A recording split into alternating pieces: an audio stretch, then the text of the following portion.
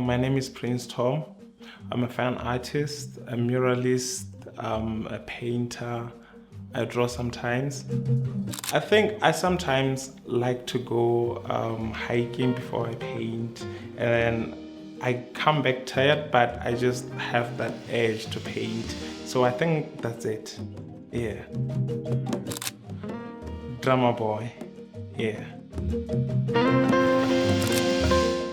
Stand where you are, and right where you are, start digging, dig deeper and never stop digging. There you will find yourself, Mr. Tom. Yeah. Whip Not Child by the late Nguyiwe Thiong'o.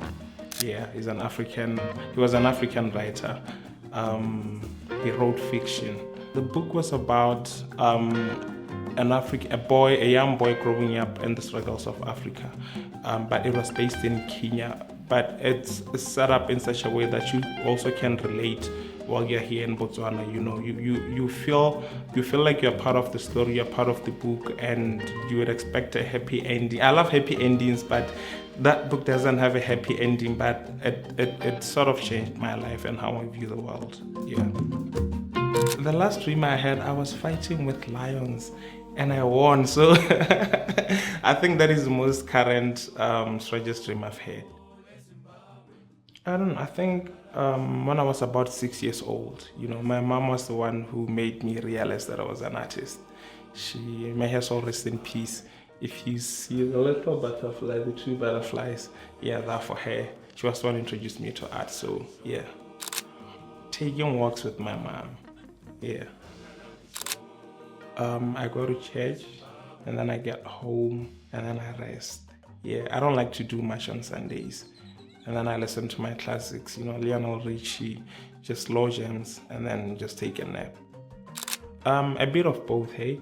I believe in fate, and I sometimes believe that I am the master of my own life. I'm the captain of my own sea, but sometimes the currents are strong enough that, even if you think you have your ship and control, the waves may take you elsewhere, and you find that you are in your fate lies in the hands of the ocean.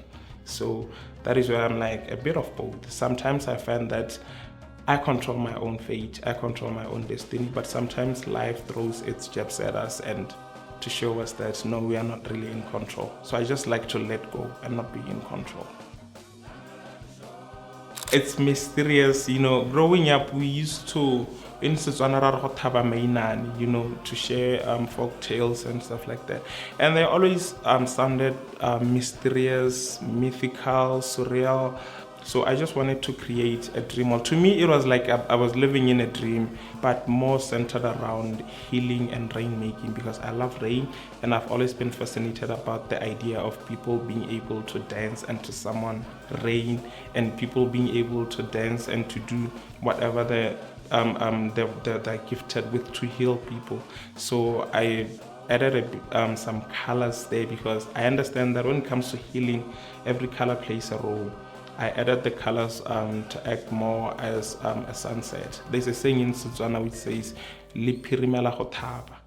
So it's the sunset, the sun is going down, it's preparing to rise up the next day. So even when there is drought, here in Botswana, it's a desert country. So the desert here, it depicts like the sky, to show that they're pleading for rain. There's a lady holding like a ball asking for rain. We have people in Bokalaka who dance for rain. We also have Basara who dance for rain. And then I also included a bit of the story of Matsieng, the creation story, and the animals that walked with him, also the ones that we find at the Zodilo Hills. Some people who believe that life started here in Botswana, scientists proved that, so I also tried to incorporate that as well. Hi, my name is Prince Tom, and this is my Chalk Talk.